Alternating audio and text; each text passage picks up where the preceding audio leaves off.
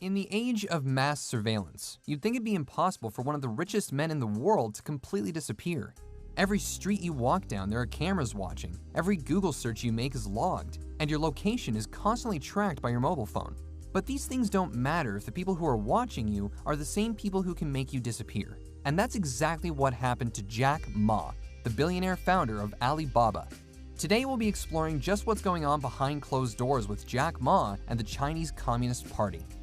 Jack Ma is a super famous, insanely rich entrepreneur with a strong personality and a will to never give up.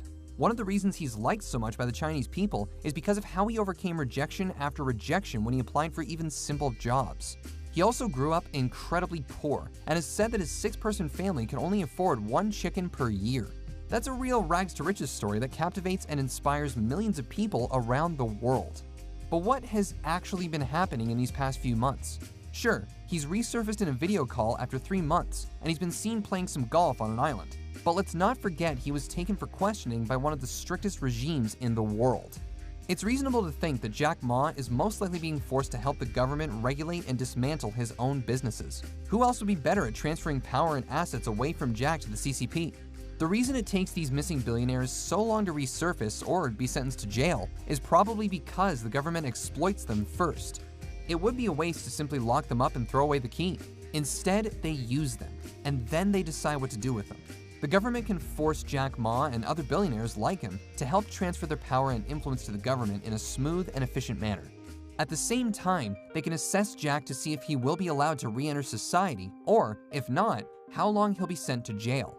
In some cases, the people the CCP arrests are simply never seen again, but you can't be sure they got what they wanted out of them first. It's also likely that Jack Ma will be made to change the way he thinks about the Chinese government. When these billionaires do resurface, they always play down where they've been and sometimes even thank the government.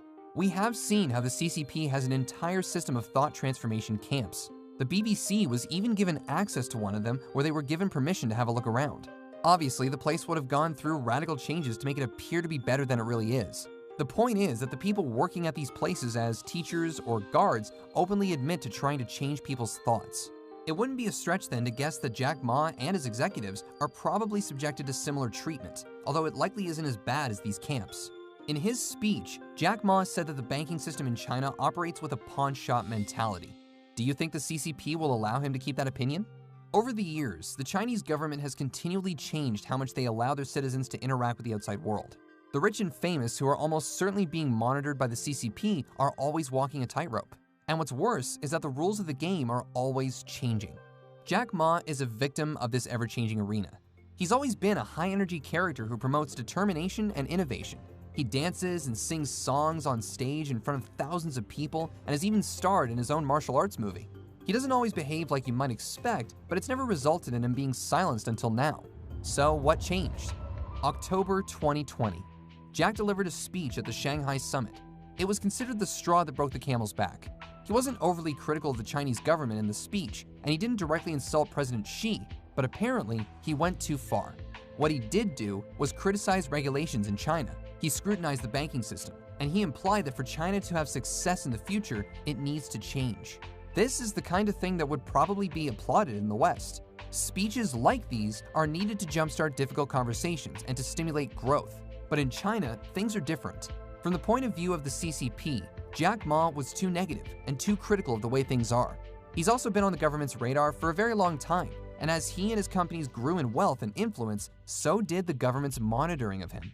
It's hard to understand why this would get somebody silenced and even kidnapped, especially from a Western perspective.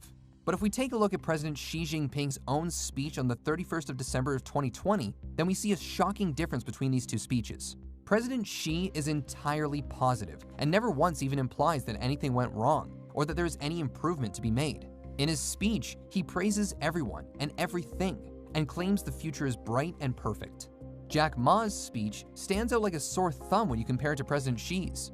This sheds some light on why it was received so badly by Chinese officials. Of course, it doesn't help that he delivered the speech to many of the people that the speech was criticizing. Many things have happened in the last 6 months of Jack's forced absence. It seems that President Xi Jinping himself intervened in the whole fiasco. He personally took care of stopping the IPO of a company called Ant Group, which was set to be the biggest IPO in history, and of course, this company was led by Jack Ma. That same company was also ordered to restructure, and of course Jack Ma was nowhere to be seen throughout all of this. As we've discussed, he was likely being forced to help the government do this.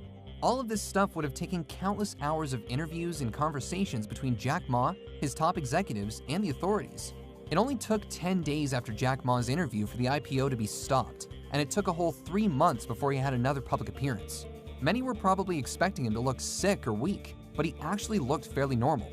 His old energy and enthusiasm were nowhere to be seen though. This adds to the idea that he wasn't physically punished because he didn't look beaten up or ill. It looks like he was instead restricted to a location and questioned relentlessly so that the government could take over from here on out. What happens after this process is completed is anyone's guess. The Alibaba group was fined $2.5 billion by the regulatory authorities, and the head of the Ant group stepped down to allow for new leadership. I think we can safely say that the new leadership of this company was specifically chosen by the CCP. This has been terrible for the value of Ma's company. In October of 2020, before he delivered his now infamous speech, the total value of Alibaba and Ant Group was $1.3 trillion. And now, in June of 2021, they are worth just $696 billion. This shows what the Chinese Communist Party values above all else. They would much rather lose literally hundreds of billions of dollars than allow too much power to accumulate in one man. It could be that Jack Ma's speech expressing his frustration towards the banking system made the CCP nervous. The Ant Group IPO would have been the biggest in history, but the real threat was how Ant Group was in competition with many state-run organizations. They were processing billions of transactions for Chinese citizens and were collecting a treasure trove of data surrounding those transactions. Apparently, the government was already unhappy with this, and it could be that Jack's speech only confirmed the suspicions that the Ant Group was a serious threat to the power of the CCP. It's also true that the Chinese government is becoming increasingly worried about the rise of technology. Things like social media and digital currencies are hard to regulate, and they are only growing with each passing day. It's a nightmare for the CCP to keep a grip on these things, but they will do anything to keep their power. CCP officials were already alarmed with how much influence Jack Ma had over social media sites like Weibo, not only because of his popularity, but also because of his wide range of investments. The name Jack Ma was becoming closely attached to the idea of innovation and progress, and he was heavily invested in companies like Twitter, which the CCP definitely has a problem with. His popularity itself was extremely concerning to President Xi. This is because outside of China, Jack Ma is more famous than President Xi Jinping. I don't think it has to be explained any further that Xi Jinping probably doesn't like being number 2 in a popularity contest. It's easy to dig up some real reasons why the Chinese government has decided to completely abandon and potentially replace Jack Ma. But the harrowing truth is that they don't really need a reason. If China can kidnap and force a man like Jack Ma to comply, then nobody in China is safe from their wrath. Well, except the president, maybe. In April of 2021, the Chinese government fined 12 of the biggest tech companies in the country. These are names like Tencent and Baidu. You've probably played a game that Tencent has a share in. The reason for this was simply that they broke some kind of anti-monopoly rule, which translates into, you have angered the party. They fined Alibaba for the same thing, so it's clear that this serves as a huge warning for these companies to get in line. It's not just tech companies though. The CCP is sending warnings to every large company operating in China. What do you think Jack Ma has been up to all this time? Do you think he'll be allowed back into regular society? Let us know in the comments below.